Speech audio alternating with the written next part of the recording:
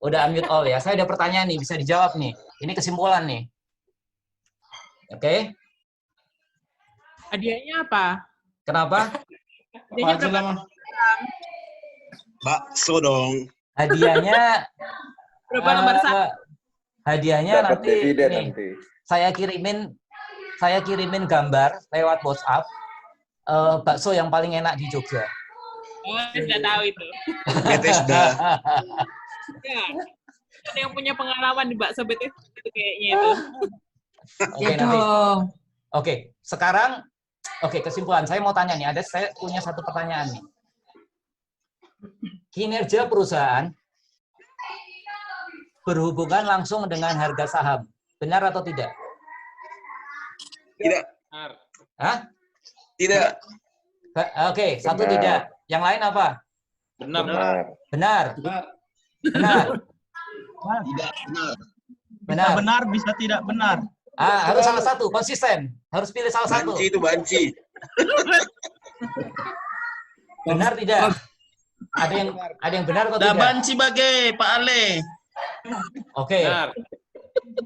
Oke, mungkin agak ini benar tidak. Oke, sekarang mungkin pertanyaannya dirubah. Apakah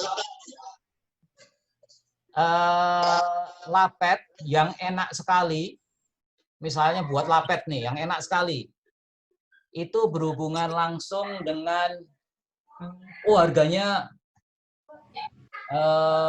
bagus, harganya mahal kayak gitu. Berhubungan langsung dengan harga nggak? Lapet yang paling enak. Tidak. Hah? Nggak harus. Sekarang kalau lebih jelas ya, tidak harus ya. Jadi Ya. kalau Jawabannya enggak kan? untuk kasus lapet, lapet ini paling enak sedunia nih, kan? Paling enak sedunia. Tetapi jualnya ke Simpang banyak 2. orang Jawa atau ke orang mana kayak gitu kan? Mungkin nggak ini. Jadi jawabannya adalah tidak. Tergantung jualnya. Nah, jadi kinerja perusahaan itu tadi kembali ke saya bilang, harga itu apa tadi? Harga atau price dalam teori manajemen adalah suatu titik temu antara penjual dan pembeli untuk pertukaran barang atau jasa. Jadi yang menentukan harga itu bukan kinerja dari perusahaan. Yang menentukan itu adalah supply dan demand, adalah pertemuan antara dua kekuatan ini, penjual dan pembeli, untuk menentukan harga, bukan kinerja perusahaannya.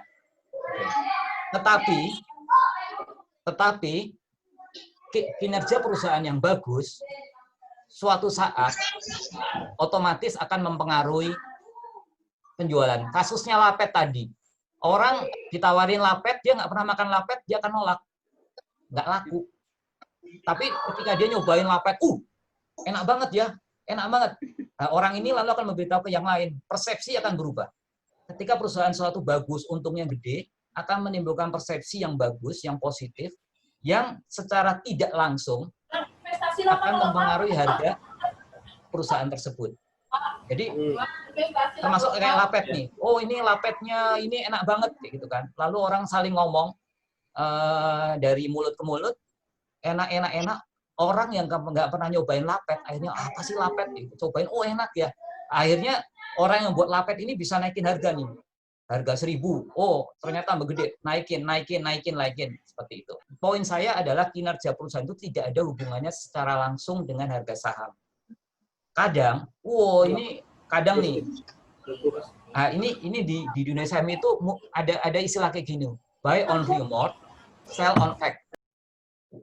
Rumornya itu, ini perusahaan ini bakal untung nih, pakai gede, akhirnya naik. Terus keluar laporan keuangan, bener, kinerja perusahaannya itu top chair. Akhirnya sahamnya justru turun. Kayak gitu. Karena harga itu bukan merupakan fungsi kinerja perusahaan. Walaupun secara tidak langsung itu berhubungan. Kayak gitu. Tetapi secara langsung, ketika kita bicara filosofinya, ketika kita ini berbicara level filosofinya, itu tidak ada hubungan secara langsung. Kayak gitu. Oke. Sekarang saya masuk ke lalu kesimpulan kedua. Ini gambar apa? Semua orang pasti tahu. Ini gambar monyet. Jadi saya mau cerita ini, ada satu di suatu desa, itu sekelilingnya itu banyak hutan.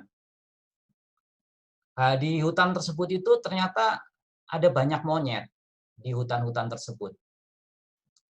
Lalu tiba-tiba ada satu orang datang, aku mau beli dong monyet 50 biji ke penduduk di desa tersebut. Saya beli harga 1 juta, gitu kan. Akhirnya penduduk situ, saya balik lagi 2 hari lagi, mau ngumpulin monyetnya. Akhirnya penduduk situ nyari monyet, dapatlah 50, dijual harga 1 juta. Oke. Lalu kemudian seminggu kemudian orang itu datang lagi, aku mau beli sekarang 100. Harganya bukan 1 juta, 1.250.000 per monyet, kayak gitu kan. Akhirnya orang desa sibuk ngambil lagi. Terus datang lagi, oh harganya sekarang 1,5 juta, saya minta 500 monyet. Gitu kan. Akhirnya orang desa bisa 500. Datang lagi, oh saya minta 1.000 monyet. Gitu. Harganya sekarang 1.750.000. Dari minta 1.000 monyet, kemudian orang desa datang cuma ngasih 100 monyet, bukannya 1.000 monyet. Orang yang beli, loh, kok cuma 100? Monyet di hutan kita udah habis. Kita udah kesusahan cari monyet. Gitu kan. Kita kesusahan cari monyet. Lalu, wah, padahal saya datang ke sini itu saya mau minta lagi monyet 3.000 ekor. Saya berani kasih harga 3 juta per monyet. Karena ini monyetnya mau saya ekspor ke luar negeri. Saya mau ekspor monyet nih. Satu monyet saya hargain 3 juta, saya butuh 5.000 ekor. Wah, penduduk desa pusing, di hutan udah habis. Ya kan? Lalu tiba-tiba ada satu orang datang, dia ternyata jualan monyet orang itu. Terus dia jual monyet itu harganya itu adalah harganya itu 2 juta. Dia jual monyet harga 1 juta, terus orang desa beli terus, oh mau beli lagi? Ya saya punya monyet mungkin sekitar 4.000 gitu. Saya punya 4.000 monyet. Kalau mau beli saya hargain 2 juta kalau mau gitu. Orang ada yang mau beli 5 juta, harga berapa tadi? 5.000 ekor sebanyak seharga 3 juta. Ini ada orang mau jual, dia punya stok 4.000 monyet, dia mau jual di harga 2 juta. Akhirnya orang desa itu beli dari orang ini seharga 2 juta. Ya kan? Lalu udah terjadi sekarang desa itu lebih banyak monyetnya dibanding penduduk desa. Ya kan? Karena ada 4.000 ekor monyet gitu kan. Lalu penduduk desa telepon orang yang mau membeli monyet 5.000 ekor seharga 3 juta ini. Ketika ditelepon, HP-nya nggak aktif. HP-nya nggak aktif. Nggak bisa dihubungi. Telepon lagi, nggak bisa dihubungi. Ternyata akhirnya desa tersebut fenomenal karena lebih banyak monyetnya dibanding orangnya. Kayak gitu. Itulah perusahaan konsep saham yang ada di indeks saham seluruh dunia. Dan ketika kita bicara monyet ini, pembelajarannya apa? Itu ada namanya fase akumulasi dan distribusi. Dan monyet ini adalah identik perusahaan-perusahaan yang fundamentalnya jelek, yang tidak liquid, yang siapa yang sekarang berdagang monyet? Jarang sekali kan? Itu artinya apa? Monyet ini bukan merupakan suatu barang yang liquid. Ya kan?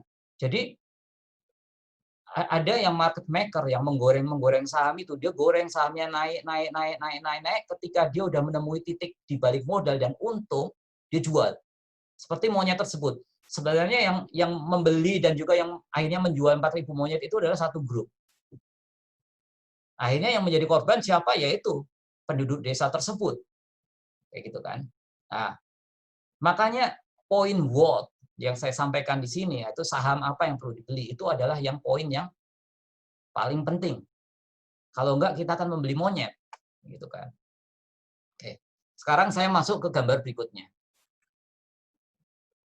Nah, ini ini adalah gambar sapi di suatu desa juga. Jadi saya dapat bocoran ini fotonya ini ada di Tarutung. Fotonya ada di Tarutung. Ya, disclaimer ya, ini karena ada orang Tarutung di sana ya. Jadi bukan kita ngomongin Tarutung karena ada di antara kita dari Tarutung. Jadi saya dapat info, wah ternyata ini desa di Tarutung, wah hijau juga ya, kayak gitu kan. Lalu ceritanya sama nih, ceritanya sama dengan tadi. Ada orang datang beli, gitu kan. Ada orang mau beli sapi, gitu kan. Ada orang mau beli sapi, harganya misalnya satu ekornya 10 juta, kayak gitu kan. Nah, tapi orang Tarutung ini memang dia pinter-pinter, orang Tarutung itu pinter-pinter. Dia ketika ada orang mau jual itu dia nggak langsung jual. Lalu dia tanya ke tetua-tetuanya gitu kan. Tanya ke tetua-tetua yang di Tarutung, ini ada orang mau beli. Ini orang muda nih yang pada peternak-peternak sapinya itu orang-orang muda. Tanya ke tetuanya, ini ada yang mau beli sapi, 1 ekor 10 juta, dijual nggak? Lalu tetuanya bilang kayak gini, cobalah kau tanya orang Tarutung yang dari Tarutung, yang otaknya encer banget, yang udah kerja di luar negeri, gitu kan. Otaknya dia tuh encer banget. Itu orang-orang yang otaknya paling encer di kampung kita, gitu kan. Lalu teleponlah. Nah, yang orang Tarutung yang di luar negeri itu namanya Ucok, gitu kan. Dan Ucok ini kan tadi visioner, pintar kan. Terus si orang Tarutung ini bilang, si lain nih teleponlah ke Ucok. Sorry bang Ucok, lagi sibuk ya. Lagi kerja nih di kantor. Oh, ini bang, aku mau tanya, ada orang mau beli sapi nih. Dia mau beli 10 juta gitu.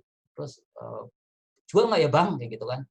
Lalu si Bang Ucok yang ini yang paling pintar ini di Tarutung ini bilang, oh udah, kau modal untuk gedein sapi itu berapa? 8 juta. Ya udah kau jual aja, nanti kau cari tempat lain bisa dapat kau 8 juta. Jual aja 10 juta gitu kan. Kayak akhirnya dijual lah atas rekomendasi Bang Ucok itu dijual gitu kan.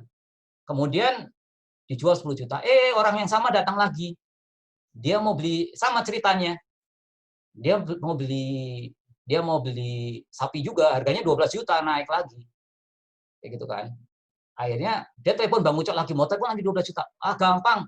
Nanti kan kamu cari sapi, kalau perlu aku punya kontak yang dari Australia, nanti aku bisa kirim sapi dari Australia gitu. Bang Ucok ini bilang kayak gitu kan. Jual lagi, kayak gitu kan. Akhirnya sampai suatu titik sapinya juga habis, kayak gitu kan. Sampai suatu titik sapinya habis, lalu ceritanya sama, ada orang yang mau jual sapi lagi, kayak gitu kan. Sama ceritanya sama. Akhirnya orangnya itu mau beli yang 5.000 ekor sapi, harganya udah ditawar 30 juta misalnya, 30 juta. Terus ada orang mau jual sapi 20 juta.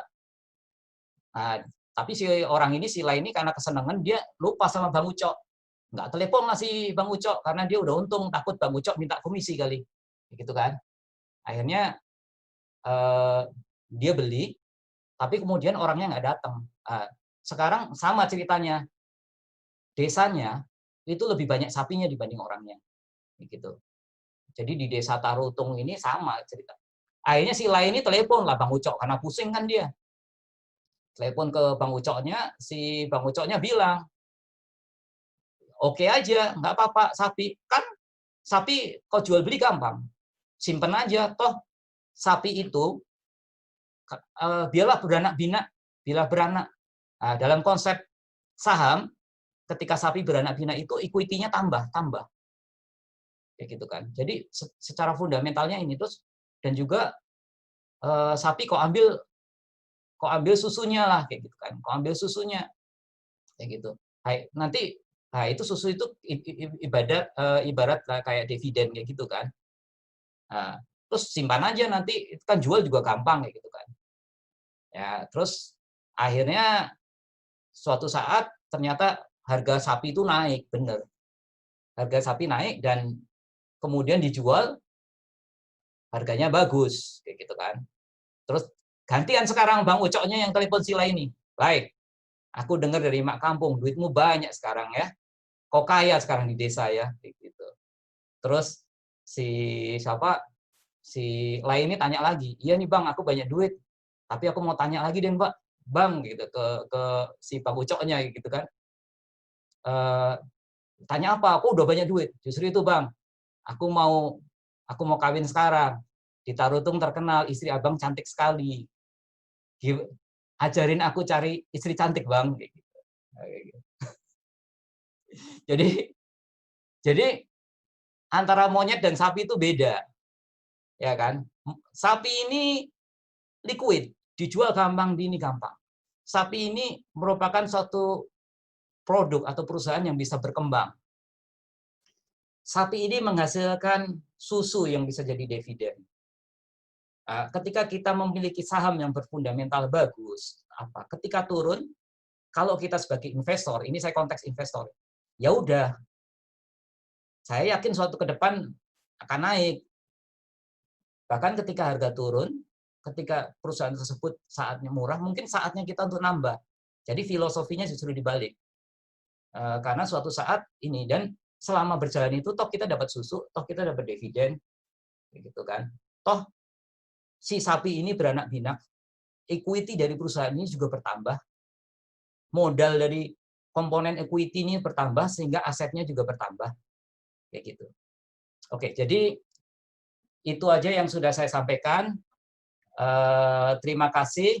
Mungkin kita istirahat 5 menit. Setelah itu kita masuk ke diskusi, ke tanya jawab. Thank you everybody. Oke.